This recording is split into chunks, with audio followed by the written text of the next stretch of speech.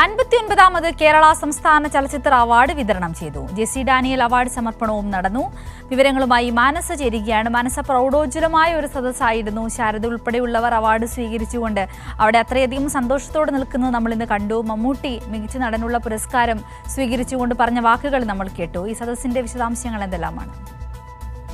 തീർച്ചയായും സിന്ധൂരി സൂചിപ്പിച്ചതുപോലെ തന്നെ പ്രൗഢോജ്വലമായ ഒരു പരിപാടി തന്നെയായിരുന്നു സംസ്ഥാന ഫിലിം അവാർഡ് വിതരണ ചടങ്ങ് എന്ന് പറയുന്നത്. 51 ചലച്ചിത്ര പ്രതിഭകൾക്കാണ് ഇന്ന് അവാർഡ് വിതരണം ചെയ്തത്. മുഖ്യമന്ത്രി പിണറായി വിജയനാണ് അവാർഡ് എല്ലാവർക്കും സമ്മാനിച്ചത്. അതിൽ പരമോന്നത ബഹുമതി പുരസ്കാരമായ ജെസി ഡാനിയൽ പുരസ്കാര വിതരണവും ഉണ്ടായിരുന്നു. നടി ശാരദക്കാണ് ഈ പുരസ്കാരം മുഖ്യമന്ത്രി സമ്മാനിച്ചത്. തീർച്ചയായും ഈ ഒരു അവാർഡ് ദിനത്തിൽ മുഖ്യമന്ത്രിയും അതോടൊപ്പം തന്നെ നടൻ മമ്മൂട്ടി മികച്ച നടിക്ക് അർഹതപ്പെട്ട അവാർഡ് വാങ്ങിയ എല്ലാവരും തന്നെ, അല്ലെങ്കിൽ സഹ നടന്മാർ ഉൾപ്പെടെയുള്ള എല്ലാ പ്രതിഭകളും തന്നെ മറുപടി പ്രസംഗവും നടത്തിയിരുന്നു. ഏതായാലും മുഖ്യമന്ത്രിയുടെ പ്രസംഗത്തിൽ പ്രധാനമായും മുഖ്യമന്ത്രി സൂചിപ്പിച്ചത് ഇത്തരത്തിൽ മലയാള സിനിമയ്ക്ക് ഇനി 100 വർഷം പൂർത്തിയാക്കാൻ ഇനി 2 വർഷം കൂടി മാത്രമേ ഉള്ളൂ. ശാരദ എന്ന നടി മലയാള സിനിമയുടെ ചരിത്രത്തിൽ സമാനതകളില്ലാത്ത നേട്ടം കൈവരിച്ച വ്യക്തിയാണ്.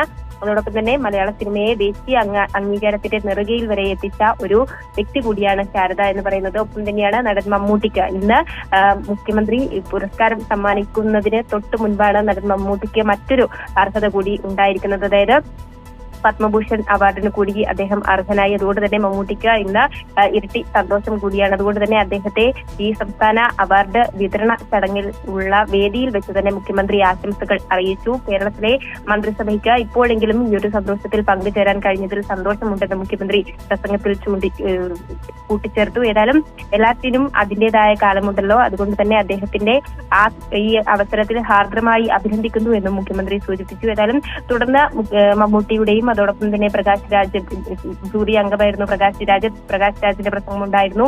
മന്ത്രി സജി ചെറിയാൻ ഉണ്ടായിരുന്നു. അതോടൊപ്പം തന്നെ എല്ലാ നടിമാരും, അതായത് അവാർഡിന് അർഹതപ്പെട്ട അല്ലെങ്കിൽ അവാർഡ് വാങ്ങിച്ച എല്ലാവരും തന്നെ മറുപടി പ്രസംഗങ്ങൾ നൽകി. മമ്മൂട്ടി സംസാരിച്ചതിൽ പ്രധാനമായും നല്ല നടനുള്ള അവാർഡ് കിട്ടുന്നത് നല്ല പ്രോത്സാഹനമാണ്. അതുകൊണ്ട് തന്നെ നടന്മാരായ ആസിഫ് അലി, ടൊവിനോ തോമസ് ഇവരൊക്കെയും തന്നെ മില്ലിമീറ്ററിന്റെ അകലം പോലും ഇല്ലായിരുന്നു മത്സര ഇനത്തിൽ എന്ന് പറയുന്നത്. ആ ഒരു സാഹചര്യം കൂടി ഉണ്ടായിരുന്നു. മറ്റ് നടന്മാരെ കൂടി അഭിനന്ദനങ്ങൾ അറിയിച്ചുകൊണ്ടുള്ള ഒരു മറുപടി പ്രസംഗം തന്നെയായിരുന്നു മമ്മൂട്ടിയുടെ ഭാഗത്തു നിന്ന് ഉണ്ടായത്. ഒപ്പം തന്നെയാണ് മികച്ച നടി ഷംല ഹംസ സംസാരിച്ചിരുന്നു. ഷംല ഹംസയും ആദ്യമായാണ് ഇത്തരത്തിലൊരു പുരസ്കാരത്തിന് അർഹയാകുന്നത്. അതിലുള്ള സന്തോഷം അറിയിച്ചു സർക്കാരിന്. അതോടൊപ്പം തന്നെ ജൂറിക്കൊക്കെയും തന്നെ നന്ദി രേഖപ്പെടുത്തിക്കൊണ്ടുള്ള ഒരു പ്രസംഗമായിരുന്നു. അതോടൊപ്പം തന്നെയാണ് മറ്റ് നടന്മാരായ ടൊവിനോ തോമസ്, ആസിഫ് അലി തുടങ്ങിയ ആളുകളൊക്കെയും തന്നെ എല്ലാവർക്കും തന്നെ ആദ്യമായാണ് സംസ്ഥാന അവാർഡ് നേടുന്നതും സംസ്ഥാന അവാർഡ് വേദിയിലേക്ക് എത്തുന്നതും. അതിന്റെ ഒരു സന്തോഷം തന്നെയായിരുന്നു പ്രധാനമായും പങ്കുവെക്കാനുണ്ടായിരുന്നത്. അതുകൊണ്ട് തന്നെ ഇനി ഉള്ള കാലത്തും മലയാള സിനിമയ്ക്ക് എക്കാലവും ഓർമ്മിക്കാൻ പറ്റുന്ന രീതിയിലുള്ള മികച്ച സംഭാവനകൾ ഉണ്ടാകുമെന്ന പ്രതീക്ഷയും പങ്കുവെച്ചുകൊണ്ടാണ് ഈ ചലച്ചിത്ര അവാർഡ് വിതരണ പരിപാടി സമാപിച്ചത്.